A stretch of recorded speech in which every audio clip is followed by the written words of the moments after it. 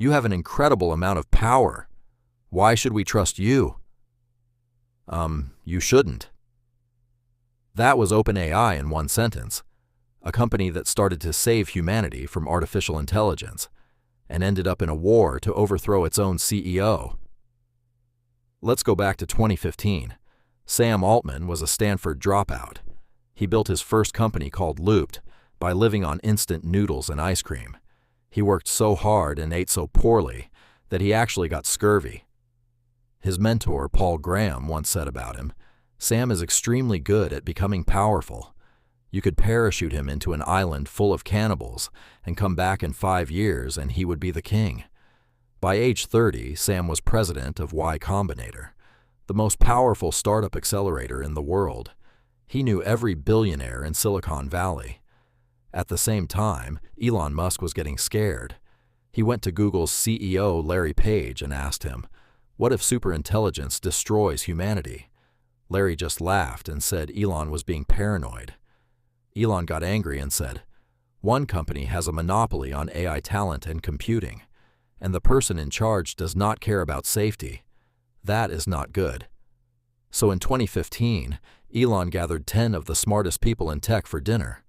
Elon Musk was there, Sam Altman was there, Greg Brockman from Stripe was there, and Ilya Sutskever, one of the most respected AI researchers in the world, was there too.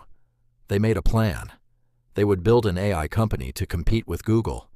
Elon would put in $1 billion. Sam would run the company. Greg would handle business. Ilya would lead the research. They called it OpenAI. The most important part was this. OpenAI was a non-profit. Their mission was to build AI safely for the benefit of all humanity, not for profit. They even said, "We do not want this to be a profit-maximizing demon from hell." For the first few years, OpenAI did not look like a world-changing company. They had no office. The whole team worked from Greg Brockman's apartment. Some people sat on the couch, some on the kitchen counter, some on the bed. That is where the work got done. They did not have a clear plan at first. They built AI bots that could play the video game Dota 2. They tried to build a robot butler. One early employee even admitted, "We were just doing random stuff and seeing what would happen." But everyone inside OpenAI shared one big vision. They wanted to build AGI, artificial general intelligence. That means AI that can do any task a human can do, and then learn new skills on its own. They believed AGI could cure all diseases, end poverty, and solve every problem. But they also believed that if it went wrong, it could end the world. Sam Altman said it himself. He said, "AI will most likely lead to the end of the world. But in the meantime, there will be great companies." Then in 2017, everything changed. Engineers at Google published a research paper called "Attention is All You Need." They invented something called the transformer. This was the technology that made ChatGPT possible. Unlike old AI that could only do one task, the transformer could learn from all the text on the internet. Google was scared to release it. They worried about legal problems and bad publicity. So OpenAI took the idea and ran with it. In 2018, Elon Musk tried to take control of OpenAI. He wanted to become CEO and merge it with Tesla. The board said no. So Elon quit the board and took his money with him. He had promised $1 billion, but only paid less than $100 million. Now OpenAI was running out of money. So they made a decision that broke their original mission. They changed from a non-profit to a for-profit company. They said they needed to do this to raise more money. They also made a deal with Microsoft for $1 billion in computing power. The name was still OpenAI, but nothing about it was open anymore. Elon Musk later sued them and said they should change their name to Closed AI. In 2020, OpenAI released GPT-3. It was powerful, but the public did not notice. Then on November 30th, 2022, Sam Altman made one simple tweet. He wrote, "Today we launched ChatGPT. Try talking with it here." They expected maybe 100,000 people to try it in the first week. Instead, 100 million people used it in just 2 months. It became the fastest growing app in history. faster than Facebook, Instagram, or TikTok. But inside the company, a war was starting. Half the team wanted to build products and make money.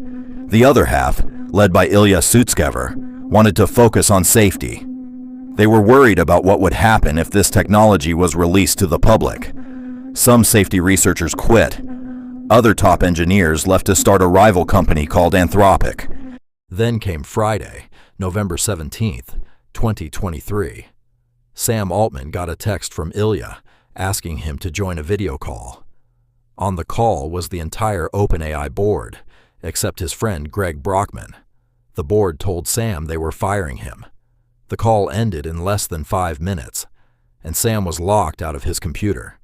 The official reason was vague. The board said Sam was not consistently candid with them.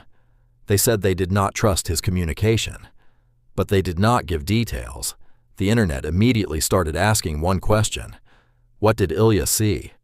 People thought Ilya must have discovered something dangerous inside OpenAI that made him turn against his own co-founder. What happened next was chaos. On Saturday, Greg Brockman resigned. On Sunday, 750 out of 800 employees signed a letter. The letter said, "Bring Sam back or we will all quit and go to Microsoft."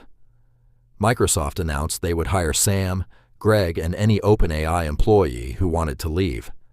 On Monday, Ilya changed his mind. He posted on Twitter, "I deeply regret my actions. I never intended to harm OpenAI." By Tuesday, just 5 days after being fired, Sam Altman was CEO again. The board members who fired him were removed. Sam was now in charge of picking the new board. As of 2025, OpenAI is worth $300 billion.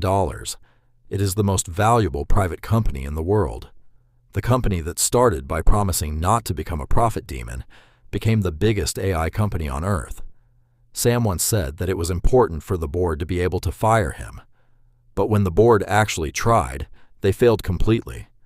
This is not just the story of OpenAI. This is the story of power, of what happens when you try to control technology that could change the future of humanity. If you want more real stories about technology, money, and power, subscribe and hit the bell. Because in the age of artificial intelligence, knowing the truth is the most powerful thing you can have.